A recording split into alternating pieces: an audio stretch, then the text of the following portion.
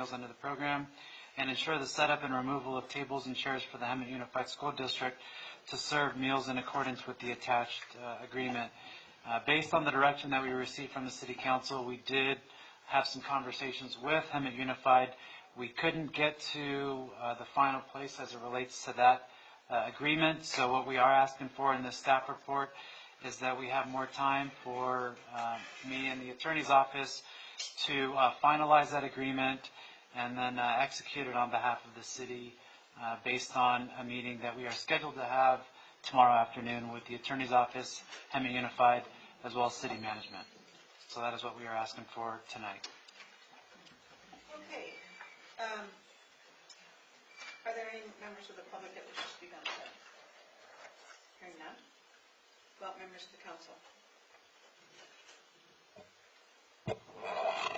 So you want us to just approve in general what this is, and then you guys will, is that what you're asking us to do?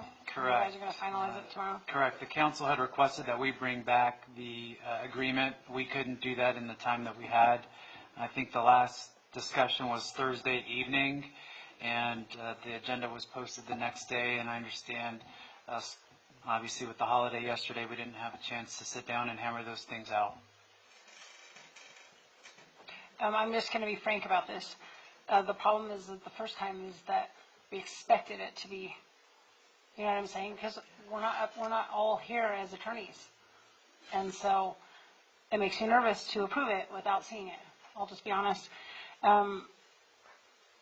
There's one on here. Meals should be dispensed quickly and served at appropriate temperatures. And dispensed is not defined. And so the more we leave open-ended terms, the more problems that we end up coming up against. And so we need to be as thorough as possible. I don't disagree with that at all. And I think initially, council was surprised by the liability issues that would be placed on us when it's a school supported event, which we're in full support of this particular item because we have to take care of the kids. This is for the kids, and we've done it for several years. However, you brought up some really good points last meeting with regards to, and our discussion with regards to the liability. The superintendent has asked to be a part of those meetings. I don't think she was part of the discussion before. Is that correct? That's correct. It was worked between the Attorney's Office, the library staff, and I think one of her subordinates. And so the idea is that she wishes to be at the table so that collectively these items can be ironed out, and the city manager asking for our approval to let he knows where we stand, the attorney knows where we stand, based on the fact that this is supposed to start next week. Kathy? Yes, we can postpone until the following week when our activities start, but our hope would, yeah. And I don't have a problem with it. It's just they knew where we stood, last week too, and 2 weeks before that, and 2 weeks before that. So it's not like we beat around the bush. And again, the superintendent was not part of those discussions, and she wishes to be a part of those discussions because she's the ultimate person who makes those decisions of changes and can approve those changes. So, do you have anything else to add, Kathy? No. Okay. Just we want to feed the children. Yeah, the other thing that I would ask, just to legal, if there's anything else that they need in terms of additional criteria by which to help finalize this and get it to the finish line. No, just direction and from the negotiations. With regard to the word dispense in section 2F, all of those obligations of the district were taken from the district's materials that were based on their grant fund. So we're happy to change those in any way. I didn't change that. I think your point's well taken because that had come out of their materials and that's how they framed their obligation. But we can dig into those weeds a little more if you'd like us to. I just want you to protect us like you would protect it if it was your kitchen. Oh, absolutely. Yes.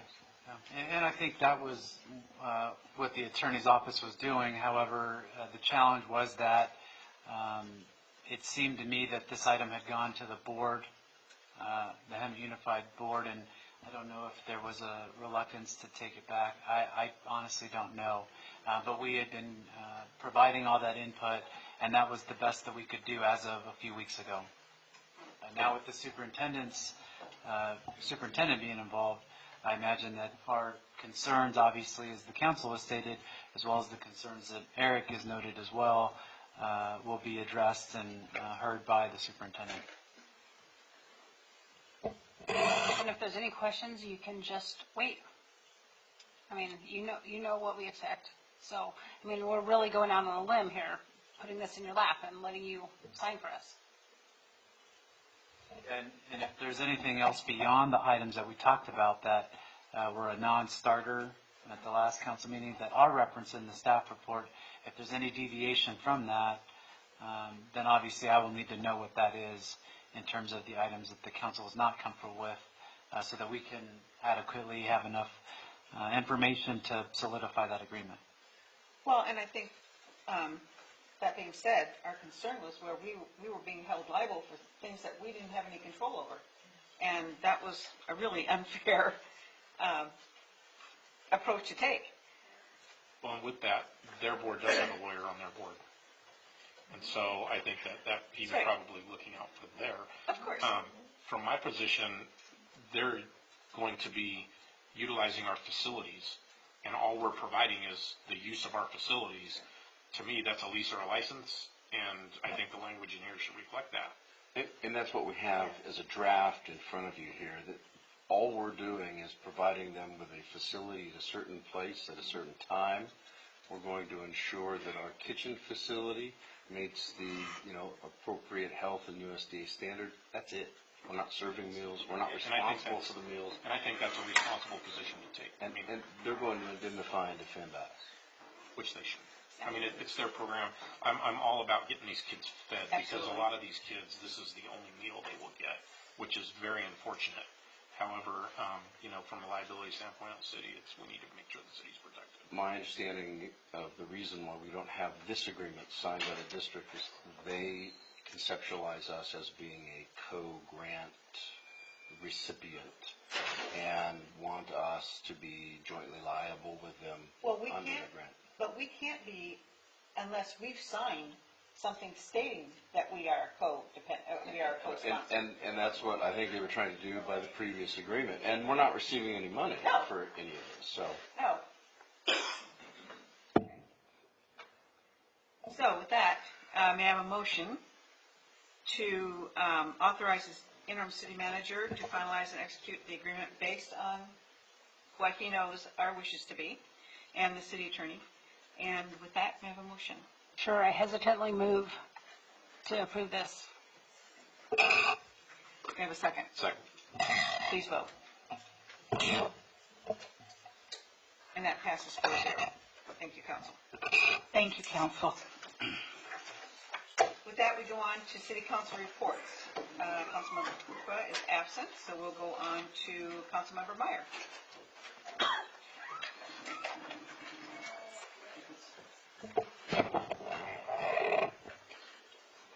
Okay, I'm going to report on our Investment Oversight Committee meeting. We had a meeting May 20th, and at 1 o'clock up in the Sister City Boardroom, we went over our draft investment report for March, which will be presented, which was in our, it should have been in our packet here, yes, okay. And so our goal in these meetings is to go through each month. We pull out an item that's in our new and revised investment policy, and what we are doing is making sure that we are adhering to the policy. So it's kind of like a project. So we pick 2 projects a month, and we are updating and making sure our procedures are in place. So we did that this last time, and in the packet that's online, we posted a list of our financial institution and their certifications. So that's called for in our policy. And so we pretty much just have a list of things that we are making sure are in place, and so not to overwhelm staff, we're doing about 2 or 3 a meeting. This last meeting also had investment terms and definitions that are commonly used, so that was also in the packet. So, let's see, what we do is review our investments coming up for the next 6 months, and we are working on our RFQ for professional services for the advisement position.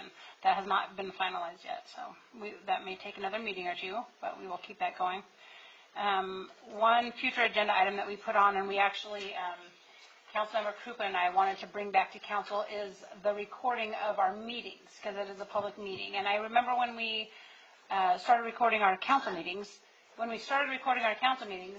then for a while, all the meetings that met in this room, the Planning Commission and the Measure U Committee, were recorded and posted online. That no longer, whoever decided, that no longer happens. We moved our meeting into the Sister City room, thinking that since there were already cameras in that room, that's why we moved it, so that it could be accessible to the public. I think this will meet what the state auditor is trying to get at. It will be transparency plus for our community, and I don't know, I guess we need to bring it back to the I don't think we need to bring it back to the council, but some people want it to come back to council to be voted on or reapproved. I don't know. We'd like to reapprove things, so we can reapprove it. If you want to make that a future agenda item, but that was one of our discussions, because 1 o'clock in the afternoon for an investment oversight committee meeting might be convenient for me, but it's not really attainable for everybody. Yeah, absolutely. So with that, We had a Measure U committee meeting today. We had a planning commission meeting. To be able to just pull those up and go through your minutes and, be able to read the documentation, to view the meeting, I don't know. The question came up is then we're going to have to do library meeting. And so if we end up making that, and I would want to suggest that as a future agenda item for Sarah, I'll just make that now, but we would have to have a blanket policy for recording our meetings. If they're public meetings, they're recorded. Done. We can make it as complicated as we want, I guess, but. Yeah, one of the challenges that we had with that meeting was we had a website update meeting that was scheduled for that meeting, or for that room, which then had to be moved to another room, and so the IT staff was tied up in another discussion, so we couldn't do that one.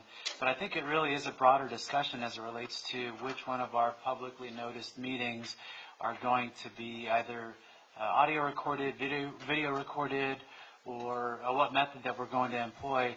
I don't think that you necessarily want to leave it up to discretion in terms of which ones get recorded and which don't, because right now there are some meetings that are recorded and some that aren't, and so that in terms of consistency, that's what we need in terms of a broader policy from the council in terms of what we will record, what we won't, and move forward on that. In terms of with all things considered, we did talk about probably one of the easiest things would be audio recording. The video recording obviously takes up a little bit more staff and other capacity that we need, but the audio, in terms of some of the quick things that we could probably get into, would be that. But obviously, as you mentioned, maybe something that we could develop a policy, the council could, so that we could have some uniform consistency and uniformity And even the across the video, board. like the video recording, we have this room set up, we have the Sister City room set up. We could either move the Sister City room's cameras to the larger boardroom, and that we would still need the library boardroom, right? That's the only one that's not covered right now. Yeah, and there's a couple other commissions and committees that we have too. I don't know exactly where they meet, but obviously we'll need to make sure that You'd any like other rein it location. into 2 or 3 rooms so that there's options, but the cameras are $199. Sarah hits record when she starts the minutes. I take the minutes at our meeting, I can hit record. So there's ways to make it work if you want it to work. So as I heard it, Future future agenda agenda item. item. Yeah. okay, good, That's it. okay. Councilman Percival. I don't have anything on this list, but I did go to the American Legion Post 53 had their annual Memorial Day ceremony, at the cemetery. I was there. Veteran guest speaker. I think that ceremony went very well. Congressman Ruiz was there. He gave out a couple awards. With that, that's all I have. And you two were there. Well, I spoke too. He did, on behalf of the city, you spoke as the mayor. I did, okay. That's why I specified I spoke as the guest, Got it, the okay. veteran guest. All right, go. Mayor Pro Tem Brown. Yes, I did attend the Watermaster Board meeting on Monday the 20th, and essentially the bulk of that meeting consisted of the presentation of their annual report, which was received well. And didn't need to go as an alternate for RCTC or WRCOG. And the Western Community Energy Board meeting that was scheduled for last Wednesday was canceled due to a lack of a quorum. So probably just as well that nobody had to make that drive in the downpour into Riverside. And as you already mentioned, very nice Memorial Day ceremony at the cemetery. And then had an opportunity to present a certificate on behalf of council at the 30-year anniversary of the village, which was held last Thursday. A very well-attended meeting and presentations and kind of a historical overview provided by the original investors that constructed that facility. And I'm sure that the residents really appreciated it. It was a very well-attended meeting. Party.